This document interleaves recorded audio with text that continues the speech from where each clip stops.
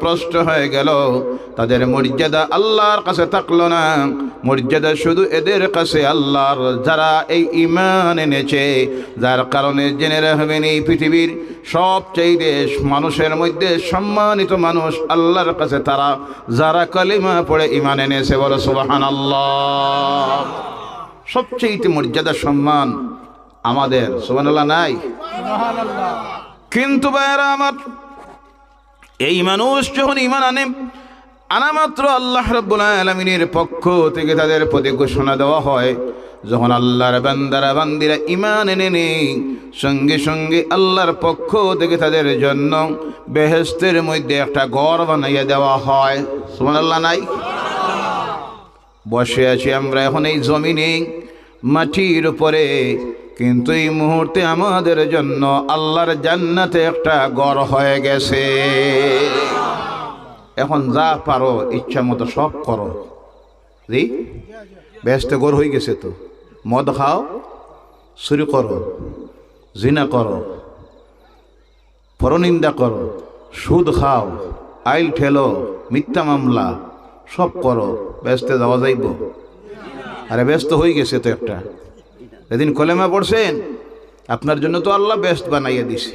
কি বানাইয়া দিয়েছেন? ভাইরা আমার, বেহেশত হয়েছে আপনার জন্য, কিন্তু সেই বেহেশতের দখল এখন আপনি নিতে পারেন নাই। মালিক হয়েছেন আপনি, দখল করতে পারেন নাই। মালিক হওয়া এক জিনিস, আর দখল নেওয়া আরেক। জমিটা আপনার, কাগজপত্রে সব কিছুতে ঠিক আছে আপনার, কিন্তু আপনি দখল নিতে পারতেছেন না। দখলে আরেকজনের, এই মালিক হওয়ার কোনো মূল্য আছে? এর জন্য আল্লাহ রাব্বুল আলামিন, তুমি আমি যখন কালেমা পড়েছি, আপনার আমার জন্য আল্লাহ পাক তার জান্নাতের মধ্যে একটা বেহেশত বানাইয়ে দিয়েছে। আর ওই বেহেশতে যাওয়ার জন্য ঈমান আনার পর আল্লাহ সঙ্গে জানাইয়ে দিতেছেন, ওয়াল্লাযীনা আমানু ওয়া আমিলুস সালিহাত। তোমরা যারা ঈমান এনেছো, সঙ্গে করো কি? আমিলুস সালিহাত, ভালো কাজ করো। ওই ভালো কাজ করলে পরে আল্লাহ তোমাদেরকে সেই জান্নাতের মধ্যে ঢুকাইয়া দিবেন। বলো সুবহানাল্লাহ। বেহেশতে যেতে হলে করতে হয় ভালো কাজ না খারাপ কাজ? ভাইরা আমার, কিন্তু দেখা যায় ওই ঈমান যখন আমরা আনলাম, আনার সঙ্গে সঙ্গে যখন শয়তান দেখলো এরা তো বেহেশতের মালিক হয়ে গেছে, শুধু বাকি আছে বেহেশত দখল করা, সেই দখল থেকে আমাদেরকে সরাইয়া রাখার জন্য এই শয়তান সর্বক্ষণ আমাদের প্রতি ওয়াসওয়াসা দেয়। কারণ শয়তান দেখে আমি তো শয়তান হয়েছি, লানত প্রাপ্ত হয়ে গেছি, আমার জন্য আল্লাহর ফয়সালা হয়ে গেছে, আমি দুজকি।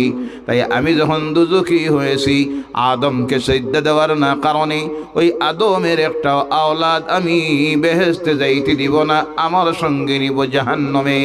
কিন্তু যারা আল্লাহর প্রতি বিশ্বাস আছে, যারা আল্লাহর রসুলের প্রতি বিশ্বাস আছে, অন্তরে দুজখের ভয় আছে, তারা কোনো সময় শয়তানের ওয়াসওয়াসায় পড়ে আল্লাহর নাফরমানির কাজ করে না।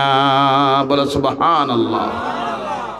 এর জন্য আল্লাহ পাক আমাদেরকে সতর্ক করে দিতে গিয়ে আল্লাহ বলছেন, ও দুনিয়ার মানুষ জেনে রেখো, ইন্নাশ শাইতানা লিল ইনসানি আদুম মুবিন।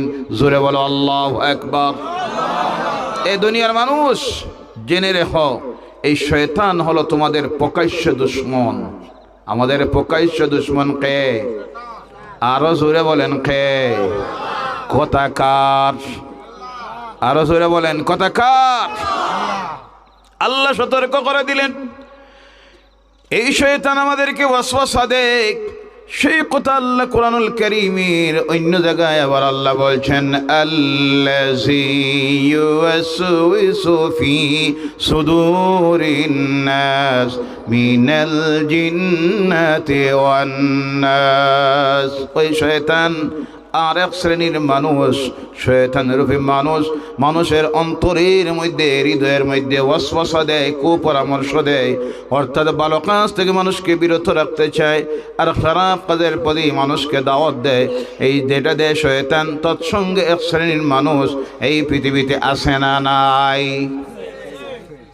ওয়াজের নাম শুনলে গায়ে জ্বালা যন্ত্রণা করে এমন মুসলমান আছে না নাই?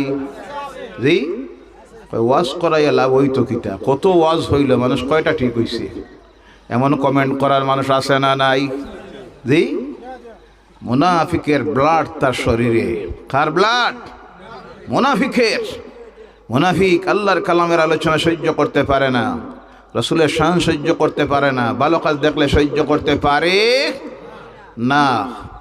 আর বিভিন্নভাবে কমেন্ট করে, কয় কি একটা শুরু হয়েছে, প্রত্যেক দিন দেখবেন ওয়াজ, এখানে ওয়াজ ওখানে ওয়াজ, এটা একটা ব্যবসা বার হয়েছে। নাউজুবিল্লাহ বললেন না? ওয়াজ কি ব্যবসা? যারা ওয়াজ করায় তারা জানে এক একটা মাহফিল করাইতে 1 মাস থেকে কি পরিশ্রম করতে হয়। আর ওয়াজের পরে আরো 1 দিন, কয়দিন? আরো 1 দিন। অনেক সময় দেখা যায় যারা মাহফিল দেয়, যা কালেকশন হয় তার চাইতে আরো বেশি খরচ হয়, পকেট থেকে দেওয়া লাগে, আছে না নাই? কিন্তু সমালোচনা করে অনেকে। যারা এই সমালোচনা করেন তাদের প্রতি আমার অনুরোধ, আপনাদের এলাকায় নাও থাকতে পারে, বিভিন্ন জায়গায় গেলে পরে শোনা যায় যে ওয়াজের নাম শোনা মাত্র কিছু সংখ্যক মানুষের গায়ে জ্বালা যন্ত্রণা শুরু হয়ে যায়। ভাইয়েরা আমার, ভালো কাজের সাহায্য করবেন, সহযোগিতা দিবেন, ভালো কাজের বিরোধিতা করবেন না, সমালোচনা করবেন না। আল্লাহ যেন হেদায়েত দেয়, সকলে বলেন আল্লাহুম্মা আমিন। ও আমার ভাইয়েরা মুসলমানেরা, আল্লাহ রাব্বুল আলামিন এই দুনিয়ায় আমাদেরকে সেই মর্যাদা দিলেন, দুনিয়ার সবচাইতে বড় নিয়ামত আমরা গ্রহণ করেছি, যেই নিয়ামতের নাম হলো ঈমান। যার নাম আমাদের জন্য ঈমান আনা মাত্র বেহেশত আল্লাহ তৈরি করে রেখেছেন, বলো সুবহানাল্লাহ। সেই বেহেশতে যাওয়ার জন্য কিভাবে ইবাদত করতে হবে, কেমনে ইবাদত করব, সেই শিক্ষা দেওয়ার জন্য আল্লাহর পক্ষ থেকে যে কিতাব দেওয়া হয়েছে সেই কিতাবের নাম হলো কোরআনুল কারীম। সুবহানাল্লাহ। ও আমার ভাইরা, আল্লাহ রাব্বুল আলামিন 1000 টাকা তার মামা হানিফার মধ্যে দিলেন। আল্লাহ রাব্বুল আলামিন কি জন্য, কিভাবে আমরা ইবাদত করব, কোন জিনিসটা আমাদের জন্য ভালো, কোন জিনিসটা খারাপ, সেই শিক্ষাও আল্লাহ পাক আমাদেরকে শিখাইয়ে দিয়েছেন। ও আমার ভাইয়েরা ও মুসলমানেরা, আল্লাহ রাব্বুল আলামিন সেটা শিখাইয়ে দেওয়ার জন্য, দুনিয়ার মানুষকে শিখাইয়ে দেওয়ার জন্য যাদেরকে আল্লাহ প্রেরণ করেছিলেন তারা হলেন আল্লাহর নবীরা আর রাসূলেরা। দুনিয়ায় সর্বশেষ আল্লাহর পক্ষ থেকে যে নবী আল্লাহ প্রেরণ করেছিল সেই নবী হলেন জনাবে মুহাম্মদুর রাসূলুল্লাহ সাল্লাল্লাহু আলাইহি ওয়াসাল্লাম। এদিকে আর কাউকে ঢুকতে দিবা না। এখানে এখন ভলান্টিয়ার দেন, পিছনের দিকে ঢুকাইয়া দিবা, একজন ওই দিকে ঢুকতে দিবা না। লা ইলাহা ইল্লাল্লাহ, লা ইলাহা লা ইলাহা ইল্লাল্লাহু মুহাম্মাদুর রাসূলুল্লাহ সাল্লাল্লাহু আলাইহি ওয়াসাল্লাম। ও আমার ভাইয়েরা মুসলমানেরা, আজকে যে আমরা আল্লাহর নাফরমানিতে নিমজ্জিত হয়েছি, এমন একটা গুনার কাজ বাকি নাই যে কাজ আমাদের সমাজে নাই, আমাদের মধ্যে নাই, আমার ঘরে নাই। আপনি যে কাজটার দিকে যাবেন দেখবেন প্রত্যেকটা কাজ আমার সমাজে, আমাদের মুসলমানের মধ্যে আছে না নাই? জি, মদ পানকারী আছে না নাই? সুদখোর আছে না নাই? মিথ্যাবাদী আছে না নাই? প্রতারক আছে না নাই? আইল ঠেলটা আছে না নাই? খাদ্য বেজালদারা আছে না নাই? নারী অপহরণকারী, নারীর প্রতি কুদৃষ্টি দেওয়ার মানুষ, জিনাতে লিপ্ত, ভাইয়ের হক আত্মসাৎ করতেছে, এতিমের হক মারতেছে, অন্য ধর্মের মানুষের সঙ্গে দুর্ব্যবহার করতেছে, নিজের প্রতিবেশীর সঙ্গে খারাপ ব্যবহার করতেছে। অর্থাৎ এমন একটা গুনার কাজ বাকি নাই যেটা আজকে আমাদের সমাজের মধ্যে ঢুকেছে। ওই ঢুকার এক নম্বরের কারণ হলো আল্লাহর ভয় আমাদের অন্তর থেকে চলে গেছে। কার ভয়? কার ভয়? আল্লাহর ভয় যখন মানুষের অন্তর থেকে চলে যায়, তখন সেই ব্যক্তি যা ইচ্ছা তা করতে পারে দুনিয়ার জীবনে। এর জন্য আল্লাহর ভয় মানুষের অন্তরে ঢুকাইয়া দেওয়ার জন্য আল্লাহ পাক তার কালাম কোরআনুল কারীমের মধ্যে মানুষের জীবনের অবস্থা সম্পর্কে আল্লাহ আলোচনা করেছেন। এই মানুষ ছিল কোথায়, এসেছে কোথায়, যাবে কোন জায়গায়, সেখান থেকে আবার কোথায়, এরপরে এই মানুষের চিরস্থায়ী বাসস্থান কোথায়, আল্লাহ বিস্তারিতভাবে আলোচনা করেছেন যে কিতাবে, তার নাম হলো কোরআন। বলে সুবহানাল্লাহ। দুনিয়ার অন্য কোনো ধর্মগ্রন্থ বাইর করলে আপনি সে আলোচনা পাবেন না। তার কারণ হলো অন্যান্য যত ধর্মগ্রন্থ পৃথিবীতে আছে, সমস্ত ধর্মগ্রন্থগুলি দুনিয়ার মানুষ নিজে নিজে তৈরি করেছে। আর কোরআন দুনিয়ার কোনো মানুষের তৈরি নয়। ওই কোরআন বিশ্ব ব্রহ্মাণ্ডের স্রষ্টা যিনি, যার নাম হলো আল্লাহ, সেই আল্লাহর কালাম হলো কোরআন। আর জোরে বলেন সুবহানাল্লাহ। কোরআন কার কালাম? নাজিল করেছেন কে? নাজিল হওয়ার আগে ছিল কোন জায়গায়? আল্লাহ বলছেন বাল হুয়া কুরআনুম মাজিদুম ফি লাওহিম মাহফুজ। বলো আল্লাহু আকবার। মুবারক সেই আজিম কিতাব কোরআন। এটা এই পৃথিবীতে আসার আগে আল্লাহ তাকে হেফাজতে রেখেছিলেন লৌহে মাহফুজের মধ্যে। বলে সুবহানাল্লাহ। নাজিল করলেন আল্লাহ কার উপরে? আল্লাহ বলছেন নাজিল করেছি আমিনু বিমা নুজিলা আলা মুহাম্মদ। ঈমান আনো, বিশ্বাস স্থাপন করো মুহাম্মদ সাল্লাল্লাহু আলাইহি সাল্লামের উপরে যা নাজিল করেছি। বলে সুবহানাল্লাহ। নাজিল করেছেন মুহাম্মদ সাল্লাল্লাহু আলাইহি সাল্লামের উপরে, ছিল লৌহে মাহফুজে। নাজিল করলেন কে? আল্লাহকে যদি প্রশ্ন করা হয়, আল্লাহর কালামকে সুন্দর ভাষায় মানুষকে জানাইয়ে দিতেছে, ও দুনিয়ার মানুষ শোনো, তানজিলুম মির রাব্বিল আলামিন। বলো আল্লাহু আকবার। নাজিল করেছেন তোমার রব, এই বিশ্ব ব্রহ্মাণ্ডের যিনি মালিক, সেই আল্লাহ সুবহানাহু ওয়া তাআলা, যার কারণে বিশ্ব ব্রহ্মাণ্ড সৃষ্টি করেছেন যিনি, তিনি জানেন কোন কথা কেমনে বলতে হবে, কোন জায়গায় বলতে হবে। এর জন্য আল্লাহ পাক তার এই কালাম কোরআনকে একসঙ্গে জমিনে আল্লাহ নাজিল করেন নাই। কোরআনকে দিতে গিয়ে আল্লাহর সময় লাগলো 23 বছর। সুবহানাল্লাহ। কত বছর? 23 বছর। নাজিল করার সিদ্ধান্ত আল্লাহ যে রাত্রিতে নিয়েছিলেন, সেই রাত্রি হলো এই মাসের 14 তারিখের রাত্রি, যেই রাত্রির নাম হলো লাইলাতুল বারাতের রাত্রি। বলে সুবহানাল্লাহ। লাইলাতুল বারাত, শবে বরাত আপনাদের দিকে আছে? এখনো আছে? বলুন আলহামদুলিল্লাহ। বিভিন্ন জায়গায় নাই হয়ে গেছে, খুঁজাইয়া কোরআনে পায় না, শবে বরাত কোন জায়গায় আছে। নাউজুবিল্লাহ বললেন না? ভাইরা আমার, আল্লাহ রাব্বুল আলামিন সেই রাত্রি সম্পর্কে আয়াত নাযিল করলেন, হামিম ওয়াল কিতাবিল মুবিন ইন্না আনজালনাহু ফি লাইলাতিন মুবারাকাতিন ইন্না কুন্না মুনজিরিন। বলো আল্লাহু আকবার। এই আয়াতের ব্যাখ্যায় লাইলাতিন মুবারাকা দিয়ে মুফাসসিরে কেরাম, কোরআনের ব্যাখ্যাকারী যারা, তারা লিখতেছেন এখানে লাইলাতুল মুবারাকা দিয়ে অর্থ হলো লাইলাতুল বারাত। কোরআন নাজিল করেছেন আল্লাহ লাইলাতুল বারাতের রাত্রিতে। এই নাজিল দিয়ে দুনিয়ায় নাজিল হওয়া নয়। এই রাত্রিতে আল্লাহ সব সিদ্ধান্ত যখন নেয়, সমস্ত বিশেষ গুরুত্বপূর্ণ সিদ্ধান্ত আল্লাহ যখন নেই, প্রথম এই রাত্রিতে আল্লাহ সিদ্ধান্ত নিয়েছিলেন। সবচাইতে গুরুত্বপূর্ণ যে সিদ্ধান্ত, সেই সিদ্ধান্ত ফেরেশতাদের সঙ্গে নিয়ে আল্লাহ নিয়েছিলেন। এই রাত্রিতে কোরআনকে জমিনে দেওয়ার সিদ্ধান্ত, ওখানে নাজিল দিয়ে অর্থ হলো অবতীর্ণ করার সিদ্ধান্ত নেওয়া। যে রাত্রিতে সিদ্ধান্ত নিয়েছিলেন সেই রাত্রি ছিল লাইলাতুল বারাতের রাত্রি। আর যে রাত্রিতে আল্লাহ লৌহে মাহফুজ থেকে দুনিয়ার উপরের আকাশে নাজিল করেছিলেন সেই রাত্রি হলো লাইলাতুল কদরের রাত্রি। এর জন্য আল্লাহ বলছেন, ইন্না আনজালনাহু ফি লাইলাতিল কদর ওয়া মা আদরাকা মা লাইলাতুল কদর। বলো আল্লাহু আকবার। লাইলাতুল কদর সম্পর্কে কমপ্লিট এক সূরা আল্লাহ নাজিল করে দিয়েছেন। তার ব্যাখ্যা দেখে নেবেন, দেখবেন সেই রাত্রির মর্যাদা কতটুক। মর্যাদা হওয়ার কারণ হলো এই রাত্রিতে নাজিল হয়েছে আল্লাহর কালাম কোরআন। বলো সুবহানাল্লাহ।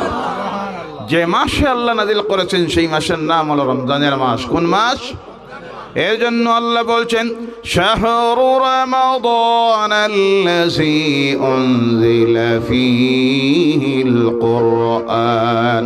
সম্মানিত রমজানের মাস, এই মাসের মধ্যে আমি আল্লাহ নাজিল করেছি কুরআন। সুবহানাল্লাহ।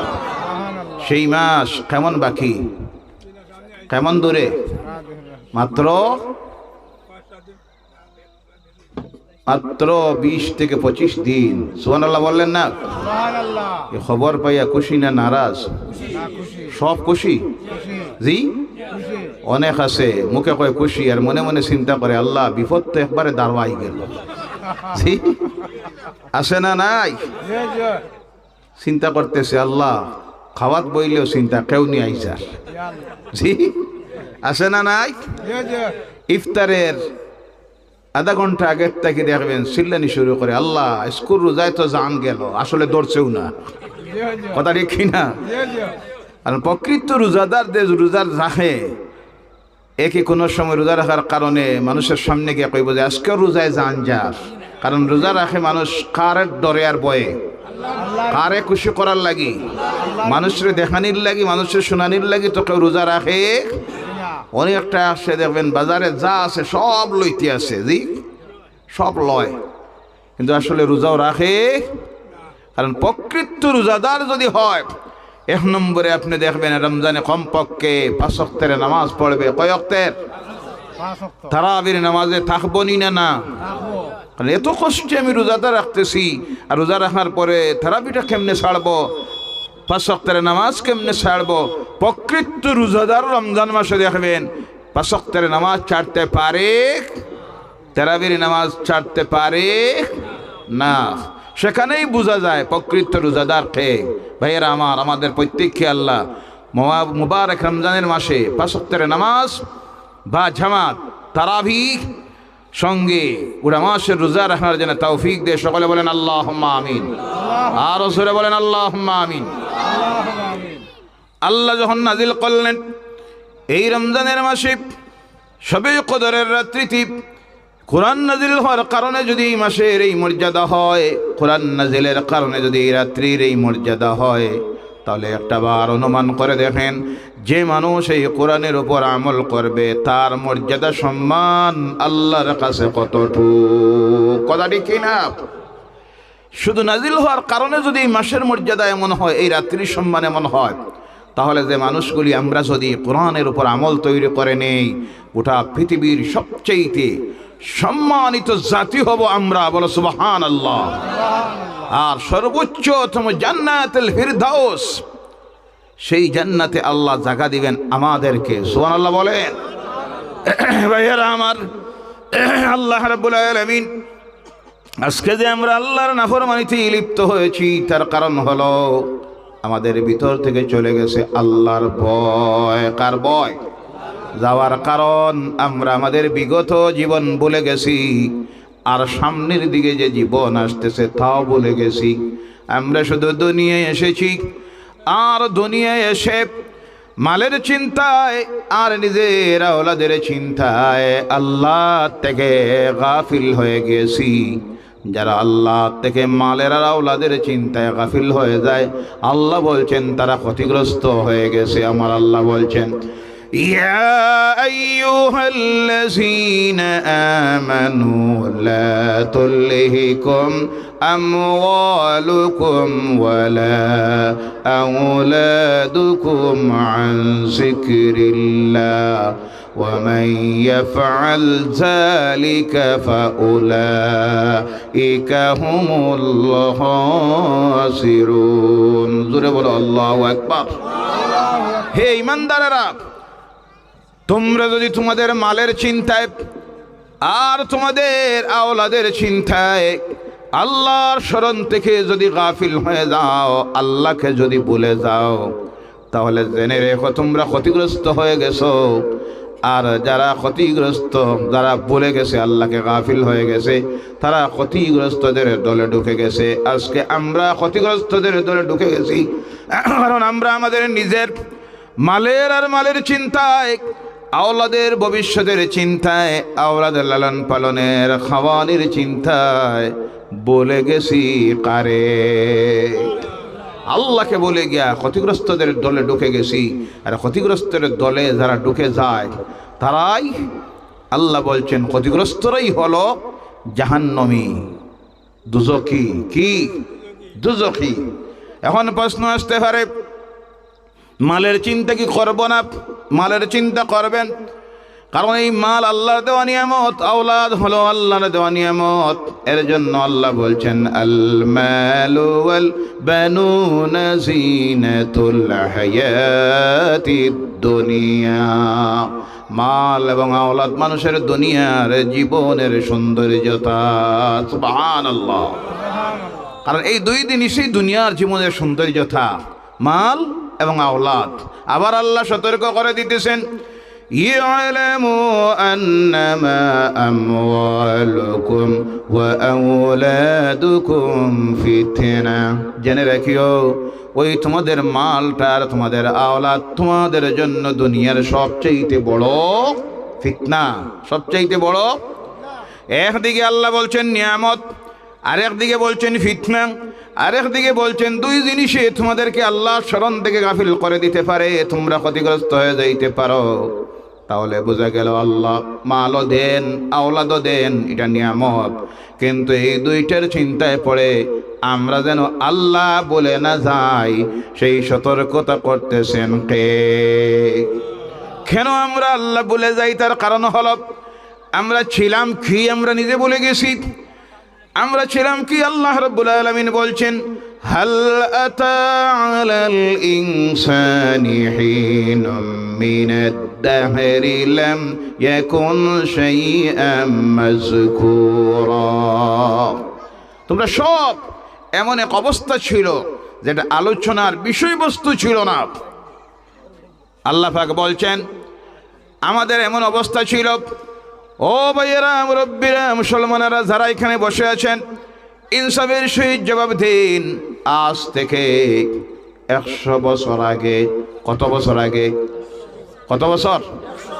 100 বছর আগে আমরা এখানে যারা আছি, আমাদের কোনো অস্তিত্ব, নাম গন্ধ জমিনে আসলো? জি, কিছুই ছিল না। অমুকের ছেলে অমুক, অমুকের নাতি অমুক, কিচ্ছুই আমাদের কোনো পরিচয় ছিল? কথা কার? আল্লাহ পাক বলছেন, এমন একটা অবস্থা তোমাদের ছিল যেটা কোনো আলোচনার বিষয় ছিল না। এরপর আল্লাহ করলেন কি? আল্লাহ রাব্বুল আলামিন আমাদের মায়ের বক্ষস্থল থেকে এক ফোঁটা অপবিত্র জলকণা আর বাবার পৃষ্ঠদেশ থেকে এক ফোঁটা অপবিত্র জলকণাকে আল্লাহ কালেকশন করলো। বৈবাহিক জীবনের দুইজনের দাম্পত্য জীবনের কর্তব্য আদায় করতে গিয়ে তারা যখন সেই দায়িত্ব আদায় করলো, তখন আল্লাহ পাক মায়ের বক্ষস্থল থেকে এক ফোঁটা অপবিত্র জলকণা আর বাবার পৃষ্ঠদেশ থেকে এক ফোঁটা অপবিত্র জলকণা কালেকশন করে আপনার আমার মায়ের গর্ভের ভিতরে আল্লাহ জায়গা দিল। এই অপবিত্র জলকণাকে আল্লাহ 40 দিন পর এক ফোঁটা রক্তের টুকরা বানাইল। এরপরে আল্লাহ বলছেন ওই রক্তের টুকরাটাকে আরো 40 দিন পরে আমি মাংসের টুকরা বানাইলাম। আরো 40 দিন পর মাংসের টুকরাটার মধ্যে আমি হাড় দেওয়া শুরু করলাম। হাড় দিয়া সুন্দর সুষ্ঠু আকৃতিতে তুমি মানুষকে বানাইলাম। সুবহানাল্লাহ। এই মায়ের গর্ভে আওয়ার আগে ছিলাম কোথায়? মায়ের গর্ভে মানবের বডি যখন তৈরি হলো তখন ছিলাম নিষ্পাপ মরা মানুষ। আমাদের ভিতরে নড়াচড়ার কোনো ক্ষমতা তখন ছিল না।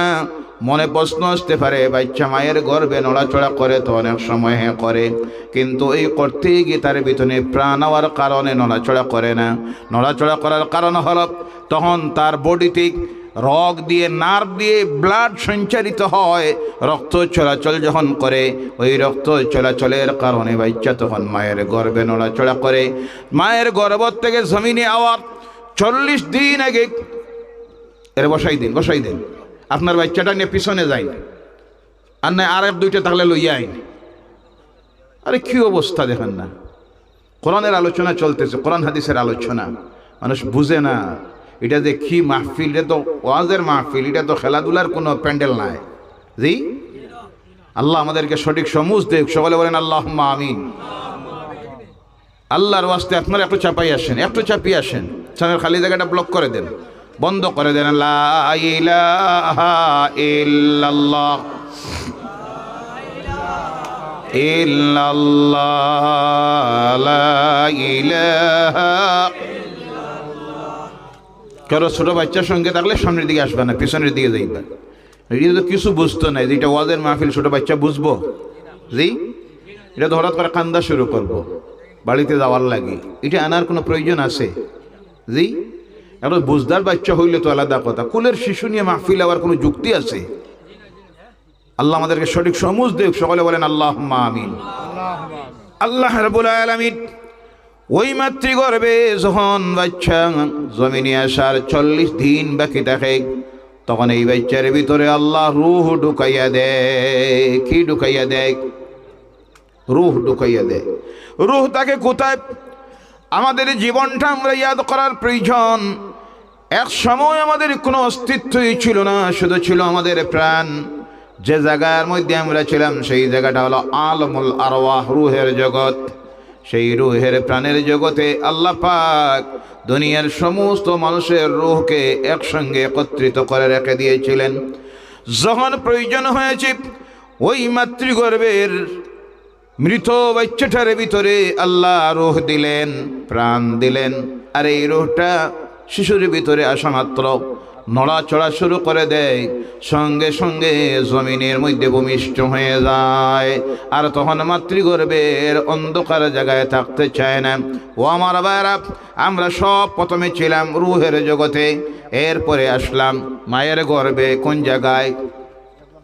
কোন জায়গায়? মায়ের গর্ভের মধ্যে 2 নম্বরে। 1 নম্বরে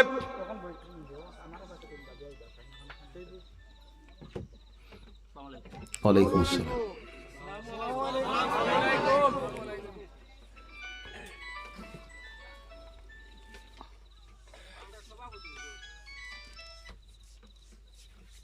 লা ইলাহা ইল্লাল্লাহ লা ইলাহা ইল্লাল্লাহ সুবহানাল্লাহ ওয়ালহামদুলিল্লাহ ولا إله إلا الله حسبي ربي جل الله ما في قلبي نور محمد صلى الله لا إله إلا الله لا إله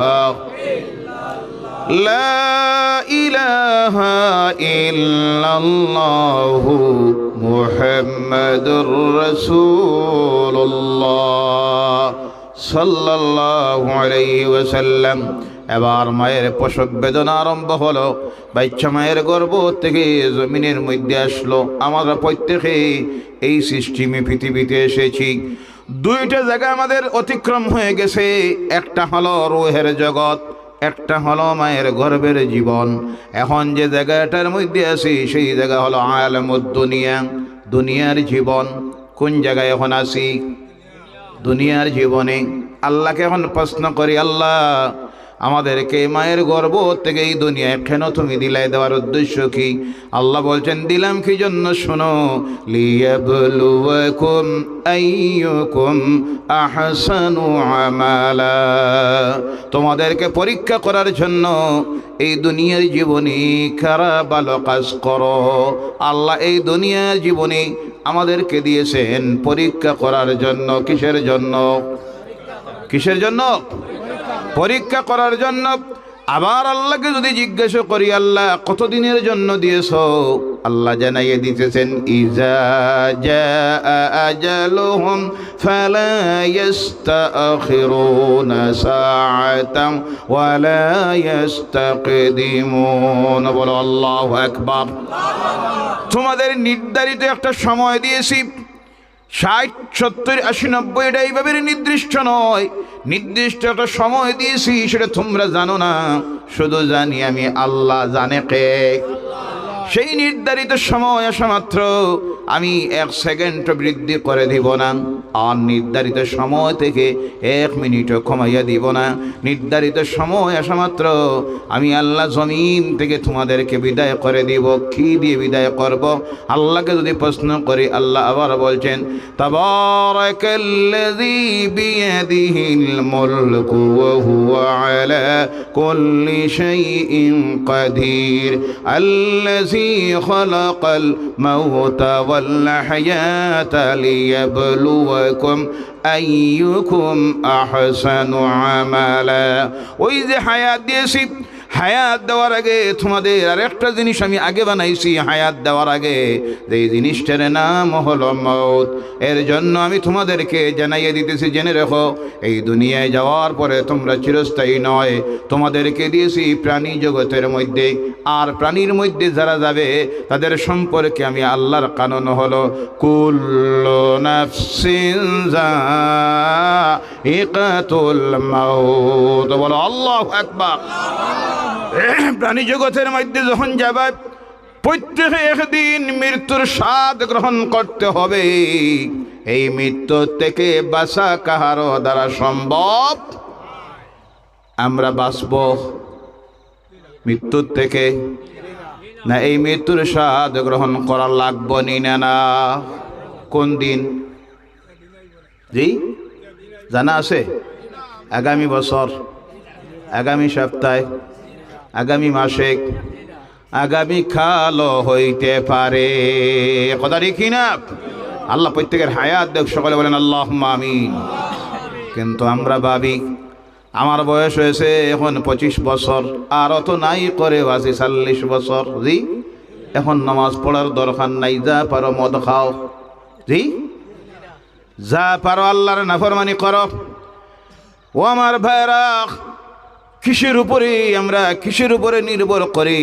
করে আল্লাহর নাফরমানি করি, তওবা করতে চাই না।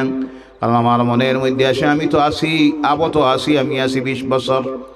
দাড়ি ফাঁকা মুরব্বী, দাড়ি ফেঁকে গেছে, দাঁত পড়া শুরু হয়ে গেছে, শুকুর পাওয়ার চলে গেছে। এমন নাফরমান মুরব্বী আছে না নাই? নামাজ এখনো পড়ে, আছে না নাই? মৌতের সিগন্যাল দিতেছে চোখের সামনে। সঙ্গের বন্ধু চলে গেছে কবরের গাড়ায়, দাড়িও আছে মাশাআল্লাহ, দেখবেন নেতো নাম্বার দাড়িও আছে, মাথায় টুপিও আছে, নাম্বার জামা আছে। মসজিদে আজান হয়েছে, মসজিদে নামাজের জামাত চলতেছে, আর মুরব্বী বাজারে বাজারে হাঁটতেছে বিড়ি টানি টানি। এমন নাফরমান আছে না নাই?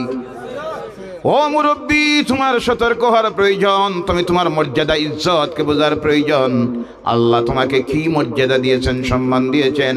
আমার নবী মসজিদুন নববীর কোণার মধ্যে বসে কান্দিতে আছেন। হযরত ওমর রাদিয়াল্লাহু তাআলা আনহু মসজিদে গিয়ে ঢুকলেন। ঢুকেই দেখেন আল্লাহ রাসূল মসজিদের কোণার মধ্যে বসে কান্দিতে আছেন।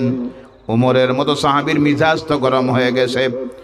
আল্লাহ রাসূলের কিনারায় যান, গিয়ে বলেন, ইয়া রাসূলুল্লাহ সাল্লাল্লাহু আলাইহি সাল্লাম, কোন মুনাফিক নাকি আপনাকে কোনো কটু কথা বলেছে, না কোনো কাফের মুশরিক নাকি আপনার প্রতি কোনো জুলুম অত্যাচার করেছে?